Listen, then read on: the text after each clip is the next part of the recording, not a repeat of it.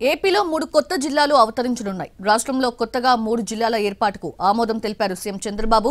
కొత్తగా మార్కాపురం, మదనపల్లె, రంపచోడవరం కేంద్రంగా పోలవరం జిల్లాలను ఏర్పాటు చేయాలని నిర్ణయించారు. మంత్రుల కమిటీ ఇచ్చిన నివేదికపై సమీక్షించి మార్పులు చేర్పులకు ఆమోదం తెలిపారు. కొత్తగా 5 రెవెన్యూ డివిజన్లు ఏర్పాటు చేసేందుకు సీఎం అంగీకారం తెలిపారు.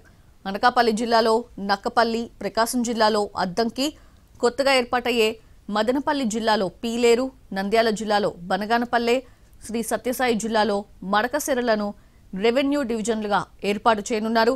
కర్నూలు జిల్లాలోని ఆదోని మండలాన్ని విభజించి కొత్తగా పెద్ద హరివనం మండలం ఏర్పాటు చేయాలని నిర్ణయించారు.